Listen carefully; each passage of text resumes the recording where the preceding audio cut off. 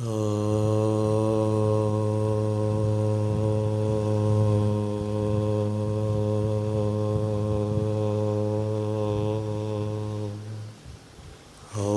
സഹനാ ഭവതു സഹനൗ ഭുനക്തു സഹ വീര്യം കരവാവഹൈ തേജസ്വിനാവധീതമസ്തു മാ വിദ്വിഷാവഹൈ.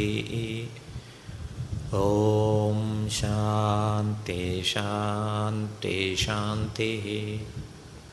ഓം ഗണാനാം ത്വാ ഗണപതിഗം ഹവാമഹേ കവിം കവീനാമുപമശ്രവസ്തമം ജ്യേഷ്ഠരാജം ബ്രഹ്മണാം ബ്രഹ്മണസ്പത ആനശൃണ്വൻ ഊതിഭിः സീദസാദനം. മഹാഗണപതയേ നമഃ. യസ്മിൻ സർവം യതഃ സർവം യസ്സർവം സർവദൃക്തഥാ സർവഭാവപദാതീതം ബോധാനന്ദം സ്മരാമ്യഹം.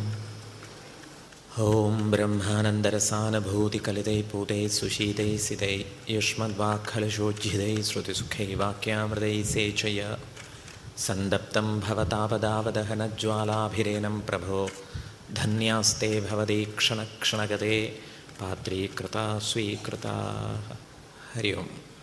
ശുകബ്രഹ്മർഷിയും പരീക്ഷിത്ത് മഹാരാജാവും തമ്മിലുള്ള സംവാദം കഴിഞ്ഞ ശേഷം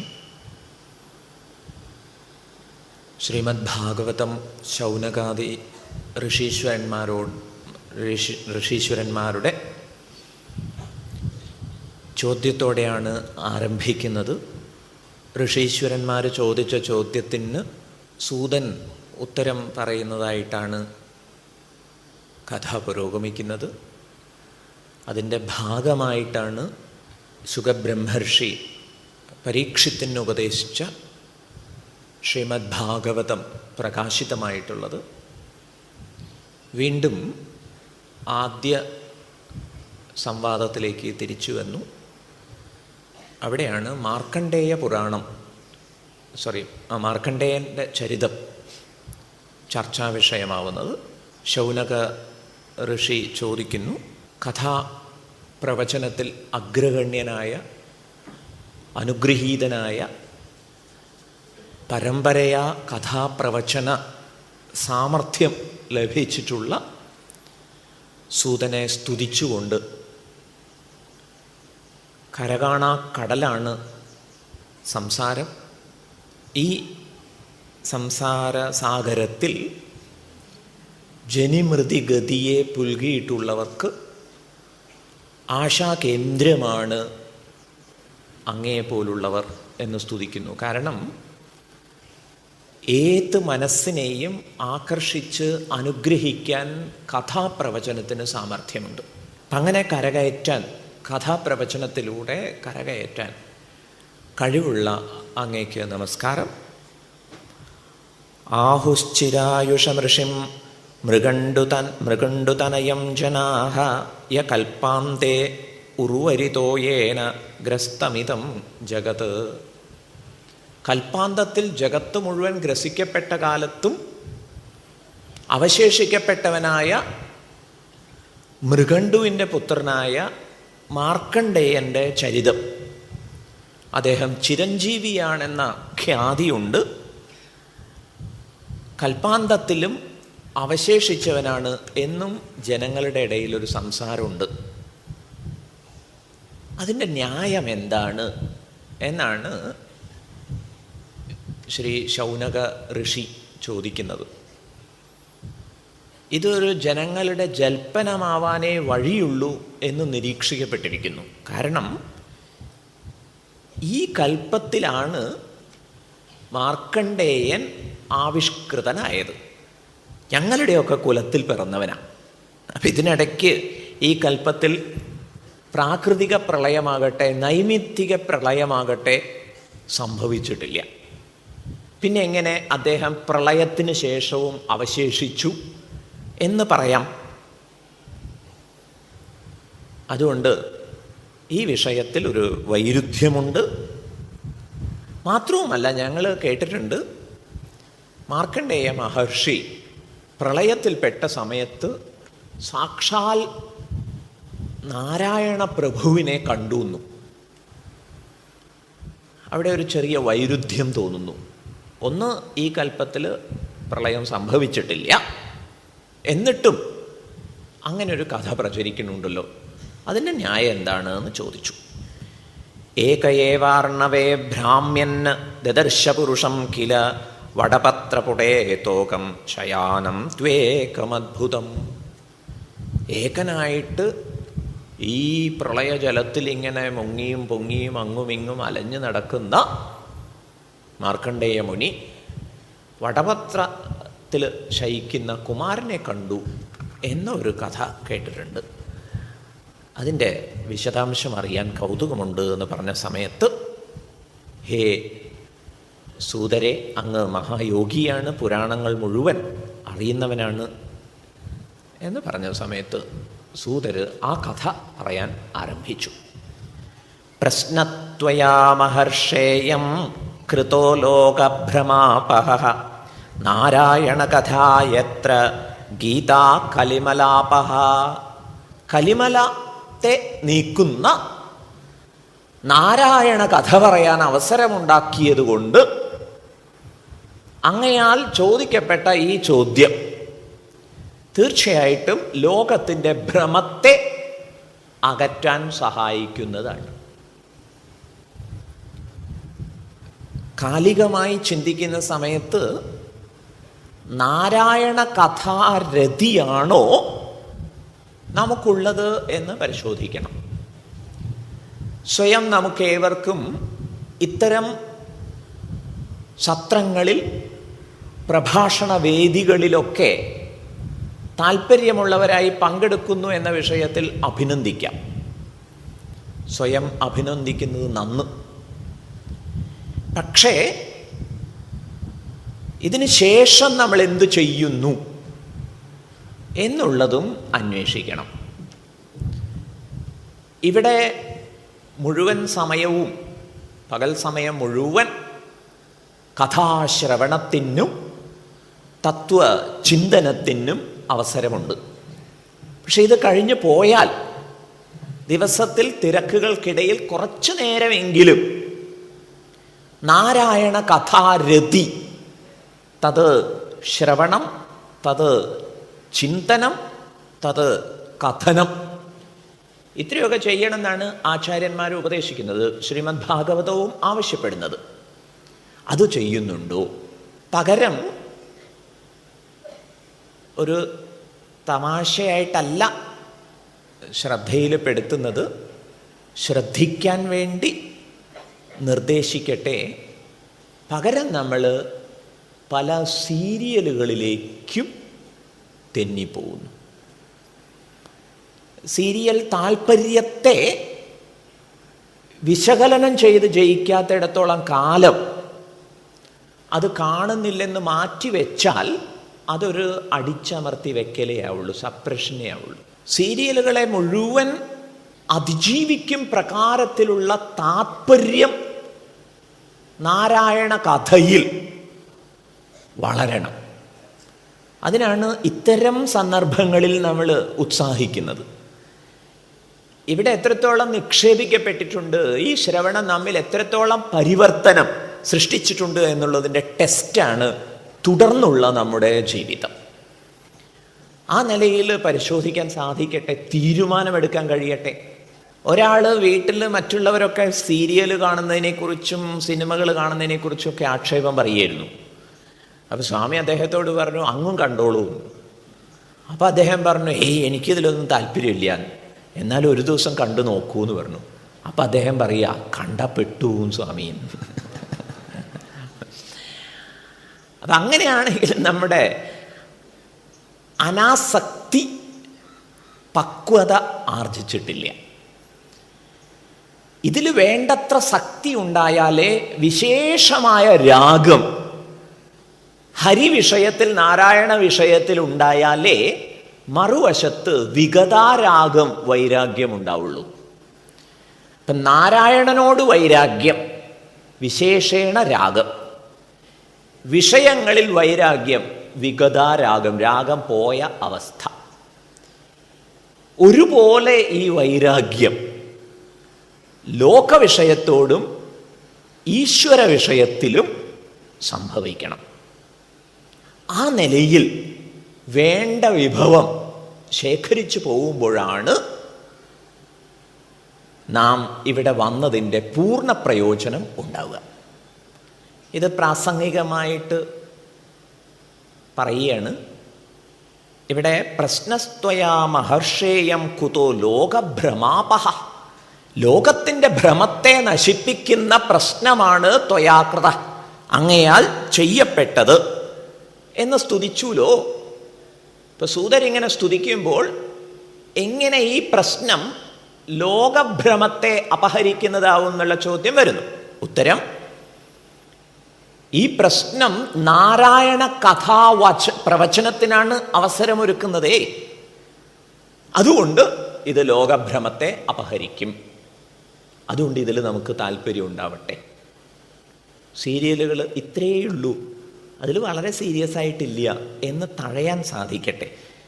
ഇത് ആവർത്തിച്ച് പറയുന്നത് ഇന്ന് സന്ധ്യാനേരങ്ങളിലൊക്കെ ഇത്തരത്തിലുള്ള തത്വചിന്തനത്തിന് വേണ്ടി നീക്കിവെക്കേണ്ടുന്ന ശോഭനമായ സമയം നിസ്സാരമായ വൈകാരിക സ്പർദ്ധകൾ മാത്രം പങ്കുവെക്കുന്ന, നവരസങ്ങളുണ്ടെങ്കിൽ തിരക്കേടില്ല, പക്ഷേ സെലക്റ്റഡ് ആയിട്ടുള്ള ചില രസങ്ങൾ മാത്രമേ ഉള്ളൂ, അത് മാത്രം പങ്കുവെക്കുന്ന പ്രശ്നമുണ്ട്.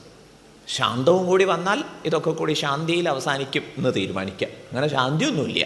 എത്രത്തോളം അശാന്തി ഇങ്ങനെ നിലനിർത്താം എന്നുള്ളതാണ് അതിൻ്റെയൊക്കെ കഥാസ്രഷ്ടാക്കളുടെ ലക്ഷ്യം. ദൂരക്കാഴ്ചയില്ല എന്ന് പറയാം. രചയിതാക്കൾക്ക് ദൂരക്കാഴ്ചയില്ല. അവിടെയാണ് സമാധി ഭാഷയിൽ വിരചിതമായ ഭാഗവത കഥയും അതുപോലെ തന്നെ കഥാനായകനായ ഹരി ചിന്തനം സാധിക്കുമെന്നുള്ള വസ്തുതയും പ്രസക്തമാവുന്നത്. ഗർഭാധാനം മുതൽ ഉപനയനം വരെ പിതാവിൽ നിന്ന് വേണ്ട സംസ്കാരക്രിയകളൊക്കെ സ്വീകരിച്ചു വളർന്നു മാർക്കണ്ഡേയൻ എന്നാണ് മാർക്കണ്ഡേയ ചരിതം ആരംഭിക്കുന്നത് ഭാഗവതത്തിൽ. അനുബന്ധമായി മാർക്കണ്ഡേയ ചരിതം നമുക്ക് നേരത്തെ അറിയാവുന്നതുണ്ട്. അത് ഭാഗവതത്തിൽ അനുസ്മരിച്ചിട്ടില്ലാത്തതുകൊണ്ട് അതിലേക്ക് കിടക്കുന്നില്ല.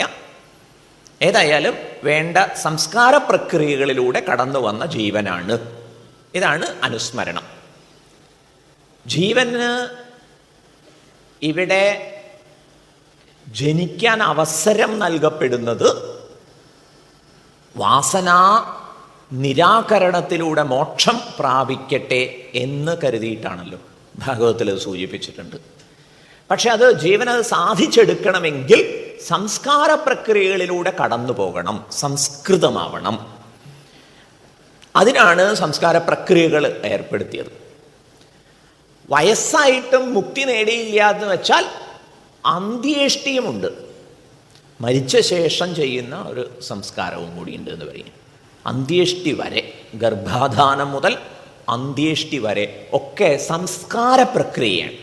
അതുകൊണ്ട് ഓരോ ഘട്ടം കഴിയുമ്പോഴും നമ്മൾ സംസ്കൃതരാവണം. കൂടുതൽ സംസ്കൃതരായി സുസംസ്കൃതരായി മോക്ഷം പ്രാപിക്കട്ടെ എന്നാണ് ഭഗവാൻ ജന്മത്തിന് അവസരമൊരുക്കി തന്നതിലൂടെ, ജീവിതാവസരമൊരുക്കി തന്നതിലൂടെ നിശ്ചയിക്കപ്പെട്ടിട്ടുള്ളത്. അത് ആദരവോടെ അറിഞ്ഞുപയോഗിക്കണം. ഏതായാലും മാർക്കണ്ഡേയൻ്റെ കാര്യത്തിൽ അത് ചെറുപ്പത്തിൽ വേണ്ടത്ര ഭംഗിയായി സംഭവിച്ചു.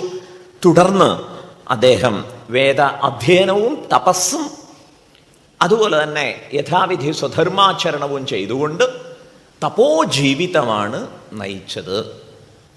നൈഷ്ഠിക ബ്രഹ്മചര്യം, വൽക്കലങ്ങളൊക്കെ ധരിച്ച്, ജലപാത്രവും പ്ലാശ് ദണ്ടുമൊക്കെ ധരിച്ച് ശാന്തനായി അനുഷ്ഠാനങ്ങളിൽ മുഴുകി എന്നാണ്. അനുഷ്ഠാനങ്ങളുടെ ലക്ഷ്യം ശാന്തിയാണ്. ശാന്തി പണയം വെച്ചുകൊണ്ട് എന്തെങ്കിലുമൊക്കെ ആചാരങ്ങൾ ചെയ്തിട്ട് കാര്യമില്ല എന്ന് പറയാം. ശാന്തി ഉടനീളം ഉറപ്പാക്കപ്പെടണം. അങ്ങനെ ശാന്തനായി കഴിയുന്നു. ത്രിസന്ധ്യകളിൽ അഗ്നിയിലും ബ്രാഹ്മണനിലും ഗുരുവിലും സൂര്യനിലും ആത്മാവിലുമൊക്കെ സാക്ഷാൽ ഹരിയെ അധ്യാസം ചെയ്ത് ആരോപിച്ച് ഉപാസന അനുഷ്ഠിച്ചു വന്നു. ഉപാസനയുടെ ലക്ഷണം അതാണല്ലോ. നികൃഷ്ടവസ്തുനി ഉത്കൃഷ്ടവസ്തു ആരോപണം. നികൃഷ്ടം എന്ന് പറഞ്ഞാൽ താരതമ്യേന നികൃഷ്ടമായവയിലൊക്കെ ആ പരമാത്മതത്വത്തെ, ഹരിയെ ആരോപിച്ച് ആരാധിച്ച് വന്നു.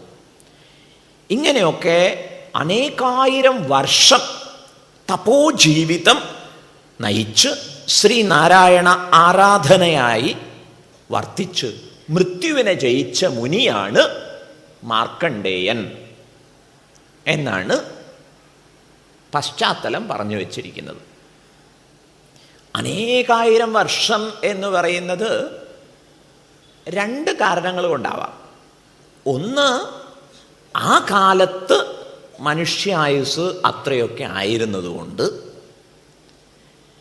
രണ്ട്, മുനീശ്വരന്മാരെ സംബന്ധിച്ചിടത്തോളം പരമാത്മ വിഷയത്തിൽ രതിയുള്ളവരായതുകൊണ്ട് സമയസങ്കല്പം നമ്മുടെ സങ്കല്പമല്ല.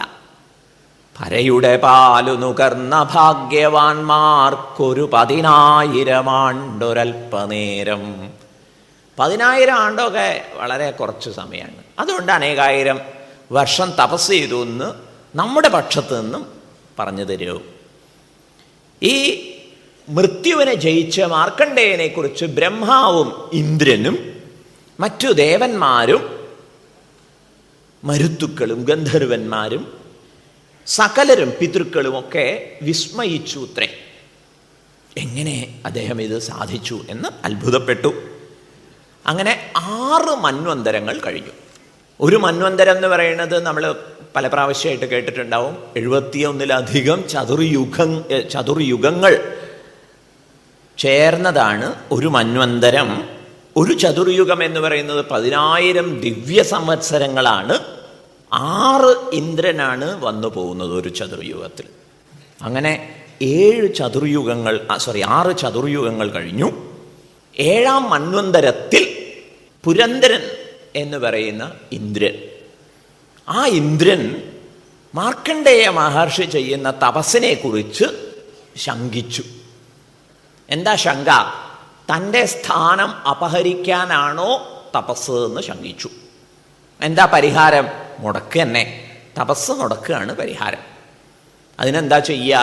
കാമദേവനെ വിളിച്ചു വരുത്തി സസൈന്യം പോകാൻ ആവശ്യപ്പെട്ടു. തപസ് മുടക്കുക എന്നുള്ള ദൗത്യം ഏൽപ്പിച്ചു. ഇതനുസരിച്ച് കാമദേവന് ഇങ്ങനെ ഓരോരോ അവസരം കിട്ടുന്നത് വലിയ സന്തോഷമാണ്. ഇപ്പം കാമദേവന് നിറയെ അവസരങ്ങളാണ് എന്ന് പറയുക. അപ്പം കാമദേവൻ ഉടനെ സുസജ്ജനായി പുറപ്പെട്ടു. വസന്തകാലം വന്നിരിക്കെ പുഷ്പഭദ്ര നദിയുടെ തീരത്താണ് ഈ ഇദ്ദേഹത്തിൻ്റെ മാർക്കണ്ഡേയ മുനിയുടെ ആശ്രമം. അതൊരു പുണ്യസ്ഥലിയാണ്. ധാരാളം വൃക്ഷലതാദികളുണ്ട്. ആ കാനനത്തിൻ്റെ മനോഹാരിതയെ സവിസ്തരം പ്രതിപാദിച്ചിട്ടുണ്ട്.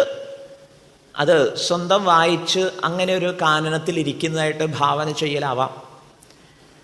മനോഹരമായ ഈ കാനന മധ്യേ തപം ചെയ്യുന്ന മുനിയുടെ അടുത്തേക്ക് വസന്തകാലം സമാഗതമായപ്പോൾ പുഷ്പബാണനായിട്ടുള്ള കാമദേവൻ ഗന്ധർവ സ്ത്രീകളോടും അപ്സര സ്ത്രീകളോടും പിന്നെ വാദ്യ മേളങ്ങളോടൊക്കെ ആയിട്ട് എത്തിച്ചേർന്നു. ഇനി നമ്മൾ കാണുന്ന ചിത്രം, ഒരു വശത്ത് മുനി തപസ് ചെയ്യുന്നു, മറുവശത്ത് ഇവരുടെ കോലാഹലവും. ഇതിന്നും അങ്ങനെ തന്നെ സംഭവിക്കുന്നു. പക്ഷേ വേണ്ടത്ര മൗനമില്ലാത്തതുകൊണ്ട്, തപസ്സില്ലാത്തതുകൊണ്ട്, മുനിമാരല്ലാത്തതുകൊണ്ട് നമ്മൾ ആ നൃത്തത്തിൽ പങ്കുചേർന്ന് പോകുന്നു. ഈ കഥകളൊക്കെ മാർക്കണ്ഡേയൻ എന്ത് സംഭവിച്ചു എന്ന് അറിയുന്നതിനേക്കാൾ ആ കാര്യം, മാർക്കണ്ഡേയൻ്റെ ജീവിതത്തിൽ സംഭവിച്ച അനുഗ്രഹത്തെ നമ്മളിലേക്ക് ആവാഹിക്കാൻ എന്ത് ചെയ്യണം എന്ന നിലയിലാണല്ലോ അന്വേഷിക്കപ്പെടേണ്ടത്. അപ്പോൾ ഒരു വശത്ത് മുനിയും മറുവശത്ത് ഇവരുടെ കൂത്താട്ടവും. ഇതിൽ മുനിയെ യാതൊരു തരത്തിലും അത് ബാധിച്ചില്ല എന്നാണ് കഥ പുരോഗമിക്കുമ്പോൾ അറിയിക്കപ്പെടുന്നത്. എന്തുകൊണ്ട്? ഈ മന്മഥൻ തൻ്റെ കയ്യിലിരുന്ന അസ്ത്രങ്ങൾ, അതൊരു ഗംഭീര പ്രയോഗമാണ്, അതിൽ വീഴാത്തവരായിട്ട് ആരുമില്ല. അത് പ്രയോഗിച്ചു കഴിഞ്ഞിട്ട് അനക്കമില്ലെന്ന് കണ്ടപ്പോൾ പേടിച്ചു എന്നാ. എന്താ പേടിക്കാൻ കാരണം? ശപിച്ച് ഭസ്മമാക്കി കളയും. പിന്നീടാവും അത് സംഭവിച്ചിട്ടുണ്ടാവുക. ഏതായാലും അങ്ങനെ ഒരു സാധ്യതയുണ്ട്. അതുകൊണ്ട് വേഗം ഇവർ തിരിച്ചുപോയി എന്നാണ്. ഈ തിരിച്ചുപോയതിനെക്കുറിച്ച് പറഞ്ഞ ശേഷം സൂതര് പറയണു, ഇതിൽ അത്ഭുതപ്പെടാനൊന്നുമില്ല. മുനി ശപിച്ചില്ല എന്ന് പറയണു. അതിനുശേഷം പറയണു ഇതിൽ അത്ഭുതപ്പെടാനില്ല. എന്താ കാരണം? ശാന്തന്മാരും ദാന്തന്മാരുമായിട്ടുള്ള മുനീശ്വരന്മാരെ സംബന്ധിച്ചിടത്തോളം അവർക്ക് കാമമില്ലാത്തതുപോലെ തന്നെ ക്രോധാദി വികാരങ്ങളും ഉണ്ടാവില്ല. അതുകൊണ്ട് അദ്ദേഹം സമഭാവത്തിൽ തന്നെ ഇരുന്നതേയുള്ളൂ എന്നാണ്. അപ്പം മറ്റെവിടെയെങ്കിലുമൊക്കെ ഏതെങ്കിലുമൊക്കെ മുനീശ്വരൻ ശപിക്കുക അങ്ങനെയുള്ള കാര്യങ്ങളൊക്കെ നമ്മൾ വായിക്കുന്ന സമയത്ത് അത് ജനഹിതം ലക്ഷ്യമാക്കിയിട്ടാണ്, ലോകഹിതം ലക്ഷ്യമാക്കിയിട്ടാണ് എന്ന് വിചാരിക്കേണ്ടി വരും. ഏതായാലും ഇതാണ് മുനിയുടെ പ്രകൃതം. ഇപ്പോൾ ഒരു വശത്ത് ഹുതാഗ്നിം സമുപാസീനം ദദൃശു ശക്രകിങ്കരാഹ മിലീതാക്ഷം ദുരാധർഷം മൂർത്തിമന്തമിവാനലം. അനലം മൂർത്തിം, അനലൻ തന്നെ, അഗ്നി തന്നെ മൂർത്തിഭാവത്തെ പുൽകിയതുപോലെ വേണ്ട ഉപാസനകളൊക്കെ ചെയ്ത്, അഗ്നിയിൽ വേണ്ട അർപ്പണങ്ങളെയൊക്കെ ചെയ്ത് സ്വസ്ഥനായി കണ്ണടച്ച് തേജോമയമായ രൂപത്തോടെ അടുക്കാൻ പറ്റാത്തവനായിട്ട് ഇരിക്കുന്നതായി കണ്ടു എന്നാണ് ഈ കാമദേവനും തുടങ്ങിയവരും. ഇത് തന്നെയാണ് ഇന്ന് നമ്മുടെയൊക്കെ ജീവിതത്തിലും. എപ്പോഴും രണ്ട് പക്ഷം ഉണ്ട്. ഒന്ന് ആത്മാനുസന്ധാന തത്പരതയുടെ സിദ്ധാന്തപക്ഷം, മറുവശത്ത് പ്രതിപക്ഷം. അത് എങ്ങനെ വിഷയലോകത്തിലേക്ക് നമ്മളെ വലിച്ചഴയ്ക്കും എന്ന് അന്വേഷിക്കുന്ന പക്ഷമാണ്. അതിൻ്റെ കെണിയിൽ പെട്ടുപോവാതിരിക്കാനുള്ള ജാഗ്രത അത് നമുക്ക് പുലർത്താൻ കഴിയണം. ഭോഗപ്രലോഭനം ഏറെ ഉണ്ടായിട്ടും ആത്മാരാമന് യാതൊരു ഇളക്കവും ഉണ്ടായില്ല. എന്താ കാരണം? ശരീരാദികളിൽ താതാത്മ്യം ഇല്ല. നമ്മളെ സംബന്ധിച്ചിടത്തോളം സംഭവിക്കുന്ന അതാണ്. നമുക്ക് ആത്മരതി വേണ്ടത്ര സംഭവിച്ചിട്ടില്ലാത്തതുകൊണ്ട് രതി തത്പരതയുണ്ട്. ഈ രതി തത്പരതയെ ആത്മരതിയാക്കി മാറ്റുകയാണ് വേണ്ടത്. അപ്പം നമ്മൾ ബാഹ്യ വിഷയങ്ങളിലേക്ക്, അത് പുത്രേഷണയായാലും ശരി, ധാരേഷണയായാലും ശരി, അഥവാ ലോകേഷണയായാലും ശരി, ശാസ്ത്രേഷണയായാലും ശരി, ഏഷണ പറഞ്ഞ താല്പര്യം, ആഗ്രഹം, അതിലേക്കൊക്കെ നമ്മൾ തെന്നിപ്പോകുന്നു എന്ന് പറയും. ഇങ്ങനെ ഉപരതിക്ക് പകരം വിഷയരതി സംഭവിക്കുന്നു. ഈ അപകടം ചൂണ്ടിക്കാണിക്കപ്പെടുന്നുണ്ട്.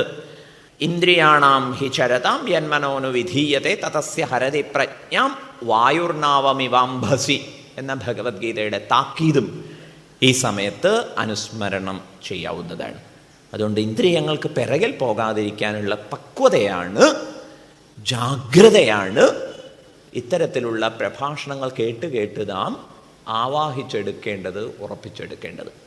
അങ്ങനെ വന്നു കഴിഞ്ഞാൽ കാമനും പാർട്ടിയും എത്ര വലിയ നൃത്തം നടത്തിയാലും, എത്ര ഗംഭീര പുഷ്പശരങ്ങൾ എയ്താലും യാതൊരു കുലുക്കവും ഉണ്ടാവില്ല എന്ന് പറയാം. അങ്ങനെ ഗാനവാദ്യ നൃത്തഘോഷം തകൃതിയായിട്ട് പുരോഗമിക്കുന്ന സമയത്ത് അപ്സര സ്ത്രീകളൊക്കെ നൃത്തം ചവിട്ടുന്നുണ്ട്. കാറ്റുപോലും ഈ വിഷയത്തിൽ സഹായകമായി നിലകൊണ്ടു എന്നാണ്. സ്ത്രീകളൊക്കെ നൃത്തം ചെയ്യുന്ന സമയത്ത് മുനിയുടെ മനമിളക്കാൻ സഹായകമായ രീതിയിൽ കാറ്റും കളിച്ചു. അങ്ങനെയൊക്കെ സംഭവിച്ചപ്പോഴും വിസർജതാ ബാണം മത്വാതം സ്വജിതം സ്മരഹ.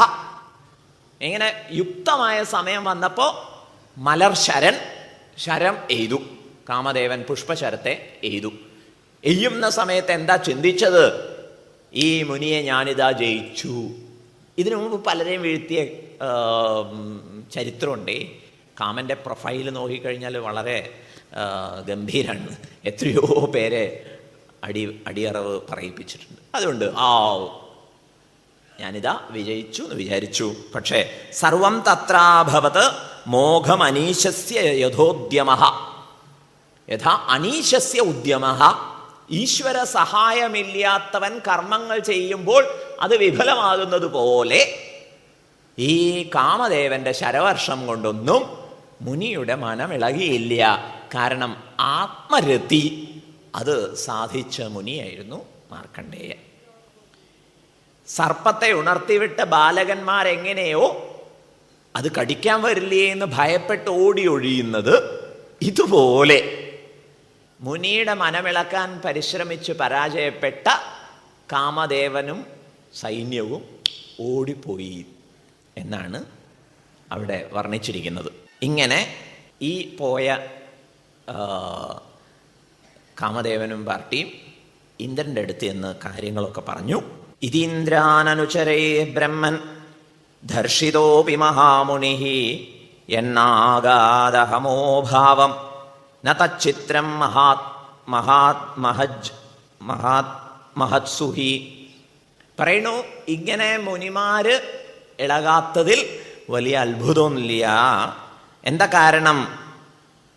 ഇവരുടെ മനസ്സ് സമബുദ്ധിയെ പ്രാപിച്ചിരിക്കുന്നു, ഇവരുടെ അന്ധക്കരണം സമബുദ്ധിയെ പ്രാപിച്ചിരിക്കുന്നു. അതുകൊണ്ട് ഇതിൽ വലിയ എന്നാകാതെ അഹമോഭാവം, ഇവർക്ക് അഹന്തയില്ലാത്തതിലും ക്രോധങ്ങൾ ഉണർന്നു വരാത്തതിലും അതിശയിക്കാനില്ല എന്ന് സൂതര് ശൗനകനോട് പറയുകയും ചെയ്യുന്നു. ഇപ്രകാരം നിഷ്ഠാവാനായ മുനിയെ അനുഗ്രഹിക്കാൻ വേണ്ടി നരനാരായണന്മാര് ആശ്രമത്തിൽ വന്നതാണ് അടുത്ത രംഗം. നരനാരായണ സ്വരൂപന്മാരായിട്ട് ഭഗവാൻ തന്നെ എഴുന്നള്ളി.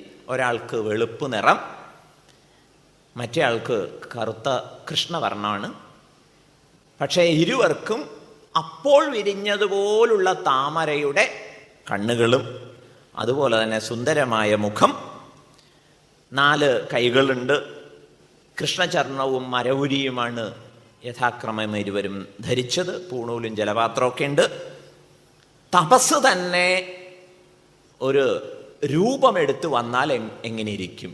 എംപോഡിമെന്റ് ഓഫ് തപസ് വന്നു ചേർന്നു എന്നാണ്. കണ്ടപ്പോൾ മാർക്കണ്ഡേയൻ എഴുന്നേറ്റു, ഉപചാരപൂർവ്വം ദീർഘദണ്ഡ നമസ്കാരം ചെയ്തു. അദ്ദേഹത്തിന് കൂടുതൽ അന്തശാന്തി അനുഭവപ്പെട്ടു. കണ്ണുനീര്, ആനന്ദ കണ്ണീര് ഒഴുകാൻ തുടങ്ങി. ശരീരത്തിലൊക്കെ രോമാഞ്ചമുണ്ടായി. ഗദ്ഗദ ഖണ്ഡനായിട്ട് നമസ്കാരം, അവിടത്തേക്ക് നമസ്കാരം എന്നിങ്ങനെ ആവർത്തിച്ചു.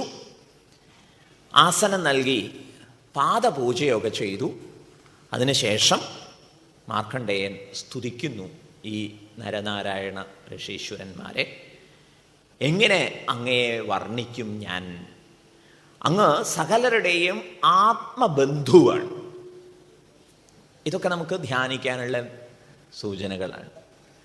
ആത്മബന്ധു ആര് എന്നന്വേഷിക്കണം. ദുഃഖത്തിലും സുഖത്തിലും ലാഭത്തിലും നഷ്ടത്തിലും ജയത്തിലും പരാജയത്തിലും ശീതത്തിലും ഉഷ്ണത്തിലും ഒക്കെ ഉപേക്ഷിക്കാതെ ആര് നമ്മെ അനുഗ്രഹിച്ചു കൂടെ നിൽക്കുന്നുവോ ആ മഹദനുഗ്രഹമാണ് ബന്ധുവായിട്ടുള്ളത്. ഭഗവാൻ 5-ാം അധ്യായത്തിൽ ഭഗവത്ഗീതയിൽ വൃത്തിയായി പറഞ്ഞു തരുന്നുണ്ട്. സുഹൃദം സർവഭൂതാനാം ജ്ഞാത്വാ മാം ശാന്തിം പൃച്ഛതി. സകല ഭൂതജാലങ്ങളിലെയും സുഹൃത്താണ്. എന്നെ അറിയുന്നതോടുകൂടി ശാന്തിയും കിട്ടും. അങ്ങനെയുള്ള ആത്മബന്ധുവാണ് അവിടുന്ന്. അവിടുത്തെ പ്രേരണ കൊണ്ടാണ് പ്രാണൻ പ്രവർത്തിക്കുന്നത്. മറ്റ് ബ്രഹ്മാവ്, ശിവൻ മുതലായവരൊക്കെ പ്രവർത്തിക്കുന്നത്, ഇന്ദ്രിയങ്ങളൊക്കെ പ്രവർത്തിക്കുന്നത് ഹേ ജഗത് പ്രഭോ, ലോകക്ഷേമാർത്ഥം, താപത്രയ ശമനാർത്ഥം, ജഗത്തിന് മോക്ഷം പ്രദാനം ചെയ്യുന്നതിനായിക്കൊണ്ട് എടുത്ത അങ്ങയുടെ അവതാരങ്ങളാണല്ലോ ഈ വന്നിരിക്കുന്നതും എന്ന് സാക്ഷാൽ നാരായണനെ ഓർമ്മിച്ചുകൊണ്ട് മുനി സ്തുതിക്കുന്നു. 8 കാലിയെ പോലെയാണ്. ലോകത്തെ മുഴുവൻ സൃഷ്ടിക്കുന്നു, അതിനെ രക്ഷിക്കുന്നു, ഒടുവിൽ അതിനെ പിൻവലിക്കുകയും ചെയ്യുന്നു. ഇതിനിടയിലൊരു സംഭവമുള്ളത്, ഗംഭീര സംഭവമുള്ളത്, അനുപ്രവേശനവും ചെയ്തു. സൃഷ്ടിയെ നിർവഹിച്ച ശേഷം തന്നിൽ നിന്ന് തന്നെ സൃഷ്ടിക്കുള്ള ഉപാധിയെ എടുത്തുകൊണ്ടാണ് സൃഷ്ടിക്കുന്നത്. മറ്റൊരു ഉപാദാന കാരണം ഭഗവാനിൽ നിന്ന് അന്യമായിട്ടില്ലല്ലോ. അതുകൊണ്ട് തന്നെ തന്നെ വിസ്തരിച്ചു സൃഷ്ടിച്ചു. എന്നിട്ടോ അതിനെ രക്ഷിക്കുന്നതിനായിക്കൊണ്ട് അതിൽ അന്തര്യാമി രൂപേണ പ്രവേശിച്ചിരിക്കുന്നു. ഇതൊക്കെ പറയുന്ന സമയത്ത് നമുക്ക് സ്വസ്ഥത തോന്നണം. എൻ്റെ ഉള്ളിലും ആ ഈശ്വരൻ സന്നിധാനം ചെയ്യുന്നുണ്ട്. അങ്ങനെ ഉള്ളിൽ ഈശ്വരനുണ്ടെങ്കിൽ എനിക്ക് ദുഃഖം വരേണ്ട കാര്യമില്ല. ദുഃഖമൊക്കെ തെറ്റായ താതാത്മ്യം കൊണ്ടാണ്. ആ താതാത്മ്യത്തെ അകറ്റി നിർത്താനും സ്വരൂപത്തിലേക്ക് പിൻവാങ്ങാനും ഈശ്വരനിലേക്ക് ലീനരാവാനും എപ്പോഴും ജാഗ്രത പുലർത്തണം. അങ്ങനെയാണ് ഭഗവാൻ മോക്ഷദായകനാവുക.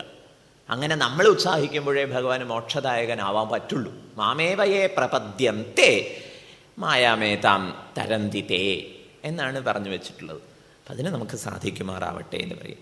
തസ്യാവിതു സ്ഥിരചരേഷിതുരഘ്രിമൂലം യസ്ഥം ന കർമ്മഗുണകാലരജസ്പൃശന്തി യദ്വൈ സ്തുവന്തി നിനമന്തി യചന്ത്യഭീഷ്ണം ധ്യായന്തി വേദഹൃദയാ മുനയസ്തദാപ്ത്യൈഃ.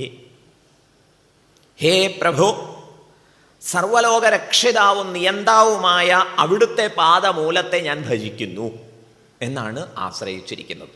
സർവലോകത്തിൻ്റെയും രക്ഷിതാവാണ് അങ്ങ്, നിയന്താവുമാണ്, നിയമിക്കുന്നു. ഈശ്വര സർവഭൂതാനാം ഹൃദേശേ തിഷ്ഠതി ഭ്രാമയൻ സർവഭൂതാനി യന്ത്രാരൂഢാനി മായയ. യന്ത്രിയെ പോലെ ഈ ഇതിനെ മുഴുവൻ പ്രവർത്തിച്ചുകൊണ്ട് രക്ഷിക്കുന്നതും അവിടുന്നാണ് പ്രഭു. അവിടുത്തെ പാദപത്മങ്ങളെ ഞാൻ ആശ്രയിക്കുന്നു. എന്താണ് ആ പാദപത്മങ്ങളുടെ പ്രത്യേകത എന്നാണെങ്കിൽ, വിശേഷണം എന്നാണെങ്കിൽ, എവിടെ സ്ഥിതി ചെയ്താലാണോ കർമ്മ ഗുണകാല രജ, കർമ്മം ഗുണം കാലം ഈ മാലിന്യമൊന്നും ബാധിക്കാതിരിക്കുന്നത്, അങ്ങനെയുള്ള പാദപത്മത്തെ ഞാനിതാ ആശ്രയിക്കുന്നു. വേദവിത്തുക്കളായിട്ടുള്ള മുനീശ്വരന്മാരൊക്കെ ഏതൊരു ഭഗവത് പ്രാപ്തിക്കായിക്കൊണ്ടാണ് സ്തുതിച്ച് യജിച്ച് നമിച്ച് ഉത്സാഹിക്കുന്നത്. കഠോപനിഷത്തിൽ പറയും, സർവേ വേദായത് പദമാമനന്തി. സകല വേദങ്ങളും ഏതൊരു പദത്തെയാണോ പ്രകീർത്തിക്കുന്നത്, തപാംസി സർവാണി ച യദ്വദന്തി. തപസ്സുകളൊക്കെ എന്തിനു വേണ്ടി അനുഷ്ഠിക്കപ്പെടുന്നുവോ, യദിച്ഛന്തോ ബ്രഹ്മചര്യം ചരന്തി. ബ്രഹ്മചര്യാദി വ്രതങ്ങളെയും ഉപാസനകളെയും ഒക്കെ ആളുകൾ യാതൊന്ന് ഇച്ഛിച്ചാണോ ആശ്രയിക്കുന്നത്, തത്തേ പദം, അതാവുന്നു ഭഗവാന്റെ പാദപത്മങ്ങൾ.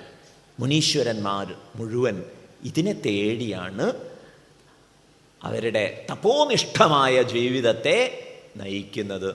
അങ്ങനെയുള്ള അവിടുത്തെ പാദത്തെ ഞാൻ ആശ്രയിക്കുന്നു. നാന്യം തവാഘ്രി ഉപനയനാദപവർഗമൂർത്തേ ക്ഷേമം ജനസ്യ പരിതോഭിയ ഈശവിത്മ ബ്രഹ്മാഭിവേത്യലമതോ ദ്വിപരാർധ്യധിഷ്ണ്യ കാലസ്യ തേ കിമുത തത്കൃതഭൗതികാനാം. ബ്രഹ്മാവ് പോലും കാലഭീതിയുള്ളവനാണ്. കാരണം അദ്ദേഹത്തിൻ്റെ കാലവും നിശ്ചയിക്കപ്പെട്ടിരിക്കുന്നു. അദ്ദേഹത്തിൻ്റെ ടേം ഇത്ര കാലമേ ഉള്ളൂ എന്ന് പറയാം. ദ്വിപരാർത്ഥം അത്രേ ബ്രഹ്മാവിന് പോലും നിലനിൽപ്പുള്ളൂ. അങ്ങനെ സകലരും കാലഭീതിയിൽപ്പെട്ടിരിക്കെ അങ്ങയുടെ അംഘ്രിപത്മത്തെ, അങ്ങയുടെ പാദപത്മങ്ങളെ ആശ്രയിക്കുകയല്ല എന്നുള്ളത്, ആശ്രയിക്കുകയല്ലാതെ മറ്റെന്താ ഒരു ഉപായം? പരിതഹ, എല്ലാ വശങ്ങളിൽ നിന്നും നിരന്തരം ഭയം അനുഭവപ്പെടുന്ന ഒരു മനുഷ്യനെ സംബന്ധിച്ചിടത്തോളുള്ളത്. എല്ലാ വശത്തു നിന്നും പരിതോഭിയ ജനസ്യ, എല്ലാ വശത്തു നിന്നും നിരന്തരം ഭയം കൊണ്ട് വേട്ടയാടപ്പെടുന്ന മനുഷ്യനെ സംബന്ധിച്ചിടത്തോളം അപവർഗമൂർത്തിയായ അങ്ങയുടെ പാദപത്മങ്ങൾ മാത്രമേ ഭയരഹിതമായ ക്ഷേമം പ്രദാനം ചെയ്യുള്ളൂ പ്രഭോ. അങ്ങനെയുള്ള കാലസ്വരൂപനെ ഞാനിതാ ഭജിക്കുന്നു. ഇതല്ലാതെ വേറെ എന്താണ് ഭൗതികാനാം കിമുത?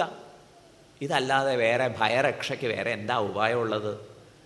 ഭൗതികമായ തത്കൃതം എന്ന് പറഞ്ഞാൽ ഈ ഭഗവാനിൽ നിന്ന് സംസൃഷ്ടമായ ബ്രഹ്മാവ് പോലും കാലത്തെ ഭയപ്പെടുന്നു. ആ ബ്രഹ്മാവ് സൃഷ്ടിച്ചതല്ലേ ബാക്കിയൊക്കെ, പിന്നെ അവയ്ക്ക് ഭയമില്ലാണ്ടിരിക്കുമോ ചോദിക്കുക.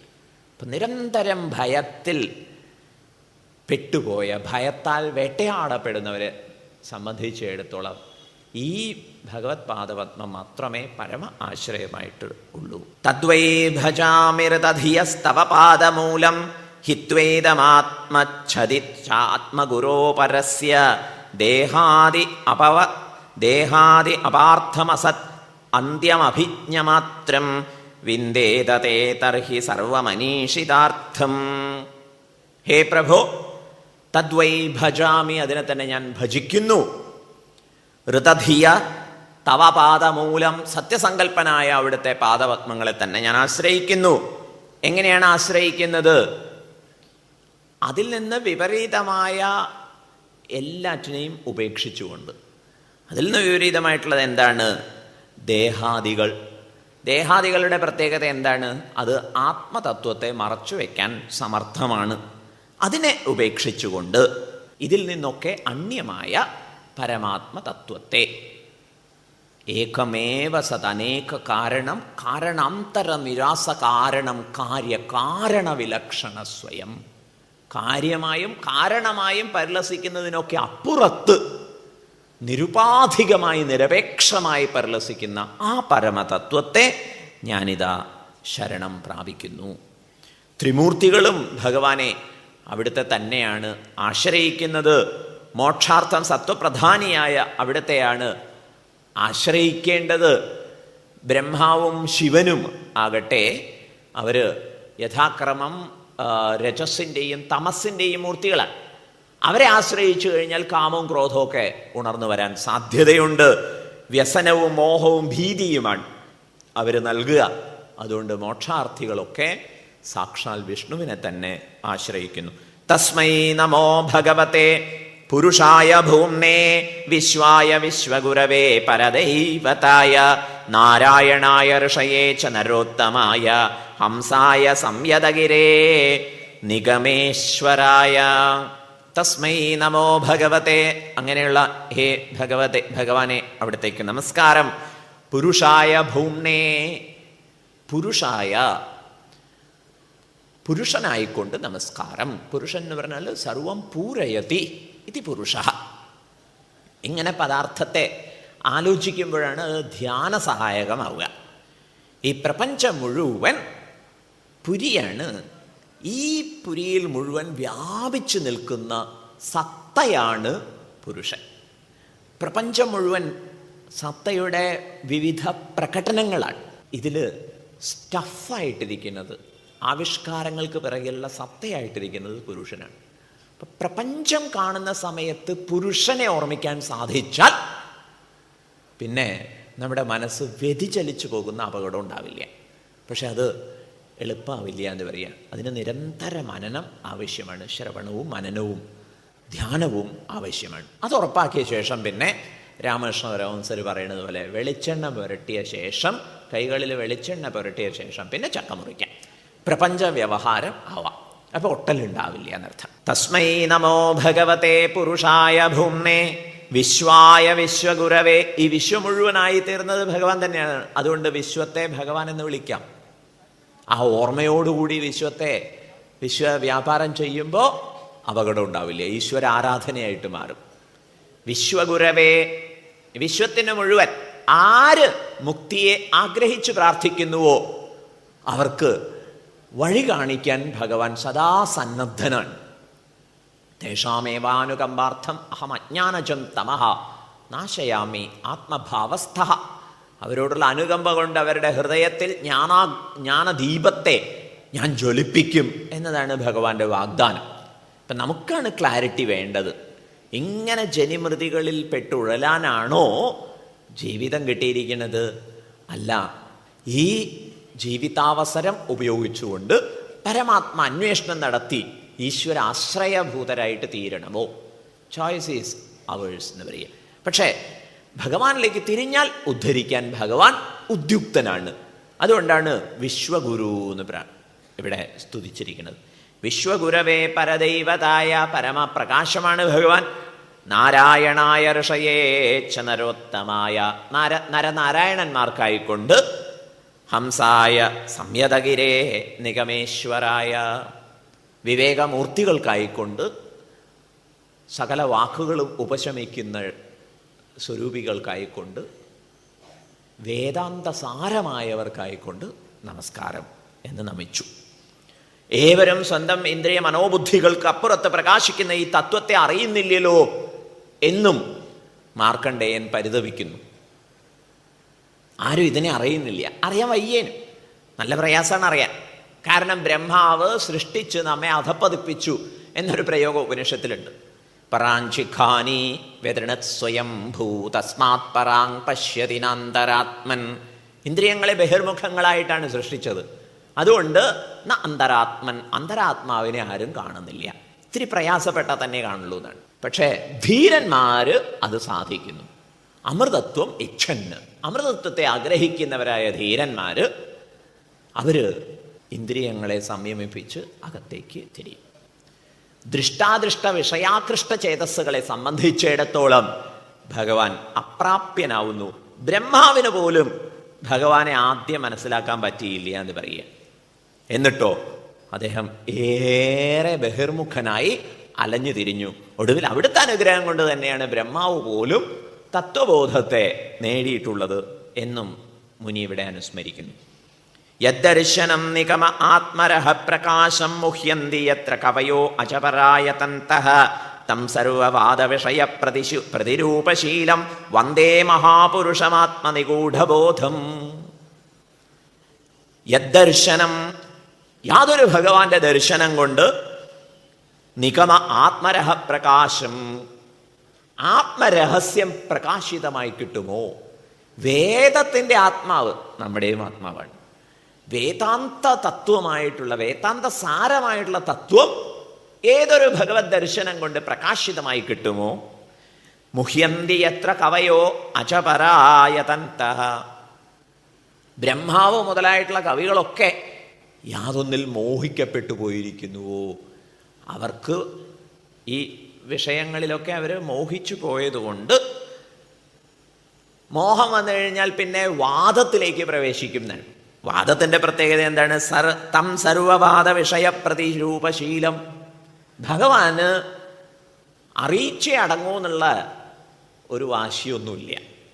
പിന്നെയോ എങ്ങനെയൊക്കെ നിങ്ങൾ വാദിച്ച് സ്ഥാപിക്കാൻ ഉദ്ദേശിക്കുന്നുവോ അങ്ങനെയൊക്കെ ഭഗവാൻ ദ്യോതിപ്പിച്ചു തരുന്നുണ്ട്.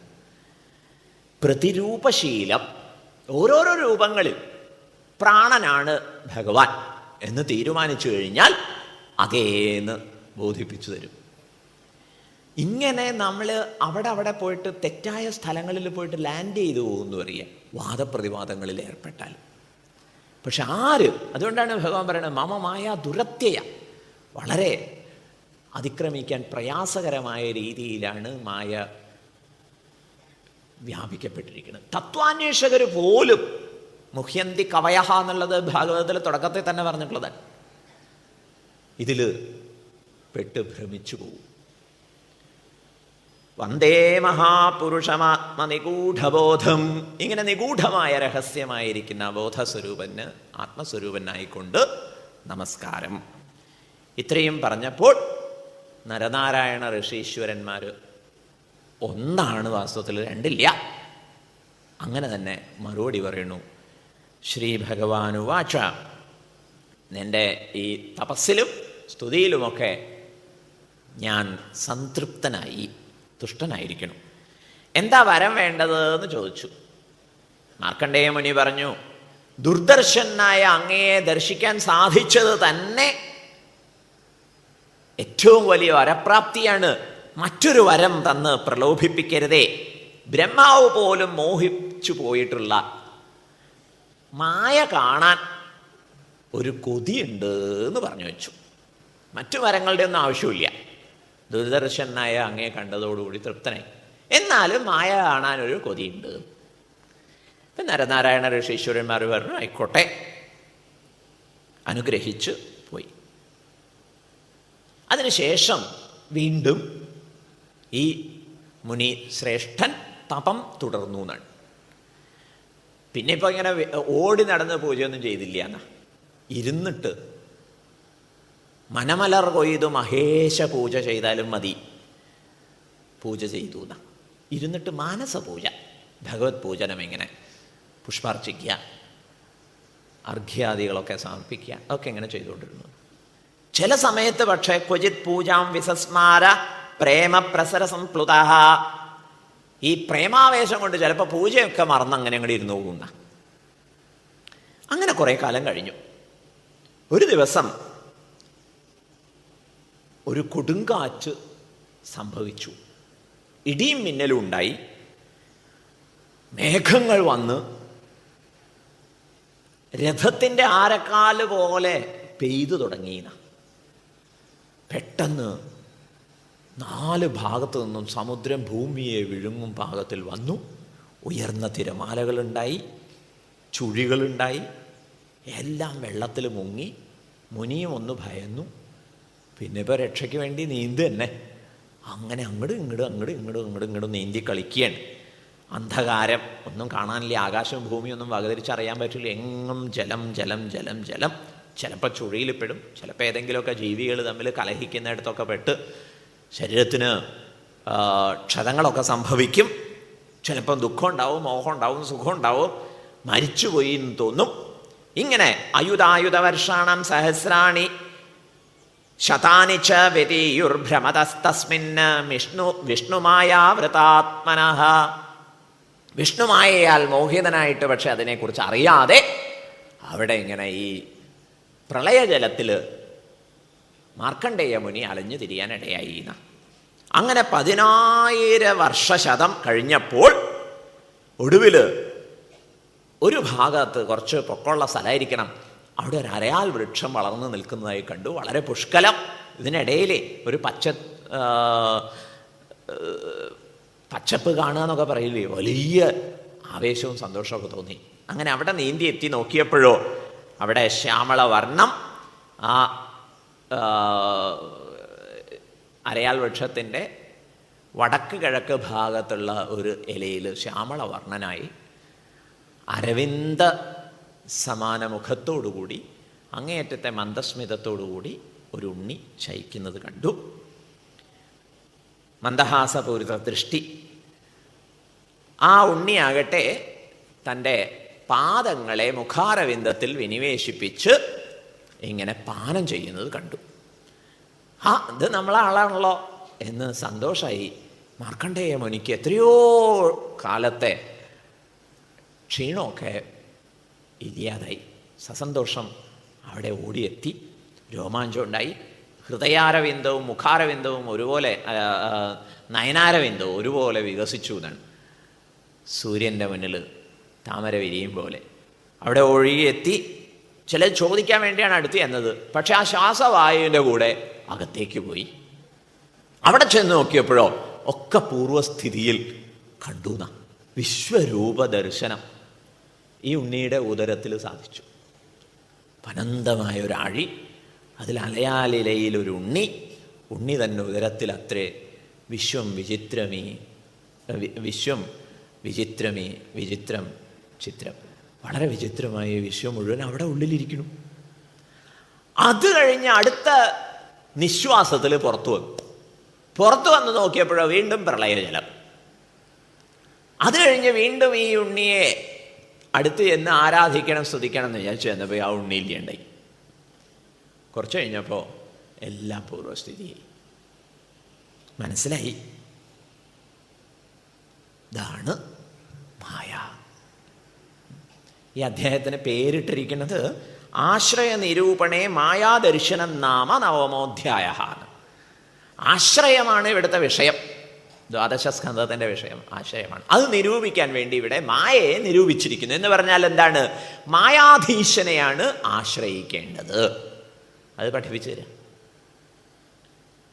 ഇങ്ങനെ മുനി സ്വസ്ഥനായി.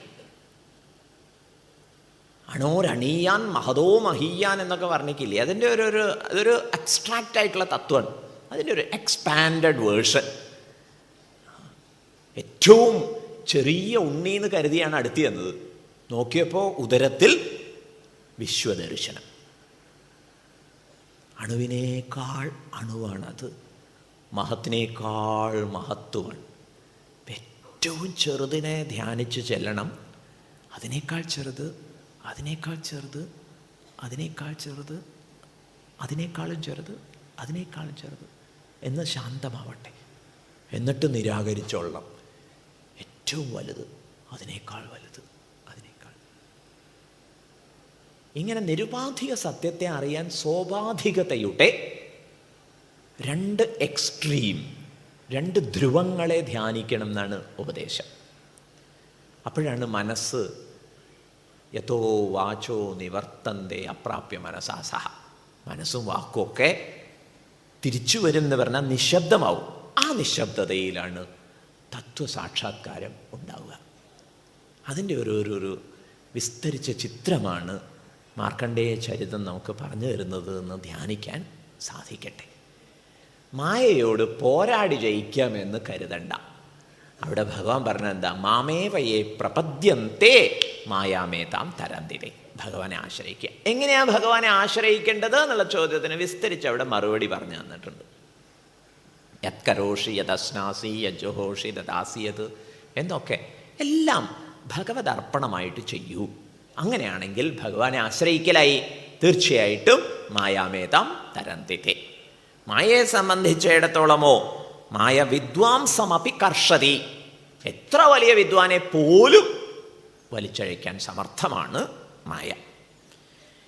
ഇങ്ങനെയുള്ള മായാവൈഭവം അറിഞ്ഞു. പിന്നീട് ഇത് ഇത്രയും പവർഫുള്ളാണെന്ന് കരുതിയില്ല എന്ന് തിരിച്ചറിഞ്ഞ് വിസ്മയം പൂണ്ട് ഈ മുനി തുടർന്നും തൻ്റെ തപോനിഷ്ഠമായ ജീവിതം നയിച്ചു ചിരഞ്ജീവിയായിട്ട് ഇന്നും വസിക്കുന്നു എന്നാണ്. ഈ മുനീശ്വരനെ കാണാനും അഭീഷ്ടവരങ്ങൾ പ്രദാനം ചെയ്യാനും പാർവതി മാതാവ് പരമശിവനോട് ആവശ്യപ്പെട്ടു. ഭഗവാൻ പരമേശ്വരൻ പറഞ്ഞു, ഈ മുനിക്ക് ഇനി എന്തഭീഷ്ടം? ഇങ്ങനെ ഹരിശരണരതിയുള്ള ഈ മുനിയെ സംബന്ധിച്ചിടത്തോളം മോക്ഷം പോലും താല്പര്യമില്ലാത്ത വിഷയമാണ്. എന്നാലും ശരി, നമുക്ക് പോവാം. പാർവതി ദേവിയോട് പരമശിവൻ പറയണു, നമുക്ക് പോവാം. എന്താ കാരണം? സത്സംഗം ഉണ്ടാവും. അങ്ങനെ ഇവർ രണ്ടുപേരും അവിടെ ചെന്നു. അവിടെ ചെന്നപ്പോൾ ഈ മാർക്കണ്ഡേയ മുനി ധ്യാനമഗ്നനായിട്ടിരിക്കുകയാണ്. എഴുന്നേറ്റ് ഉപചാരമൊന്നും ചെയ്തില്ല. കാരണം എന്താ? കണ്ടെന്നില്ല എന്ന് പറയുക. പരമശിവൻ ഉടനെ തൻ്റെ സ്വരൂപത്തെ ഉള്ളിൽ കാണിച്ചു കൊടുത്തു. അപ്പോഴാണ് സമാധിയിൽ നിന്നുണർന്ന് ഈ പിതാവിനെയും മാതാവിനെയും ജഗത്തിൻ്റെ മുഴുവൻ പിതൃക്കളെ നമസ്കരിച്ചു. പിതരവും വന്ദേ പാർവതി പരമേശ്വരവും. അവരെ നമിച്ച സമയത്ത് നമിച്ച് സ്തുതിച്ചു. അവിടുന്ന് തന്നെയാണ് എല്ലാമായി വിരിഞ്ഞിരിക്കുന്നത് എന്നിങ്ങനെയൊക്കെ സ്തുതിച്ചു. സംപ്രീതനായി വരമൊന്നും ആവശ്യമില്ലെങ്കിലും അഭിഷ്ടങ്ങളൊക്കെ സാധിക്കും എന്നനുഗ്രഹിച്ച് അവർ പോയി. പിന്നീട് വീണ്ടും ചിരഞ്ജീവിയായിട്ട് മുനി തുടരുന്നു.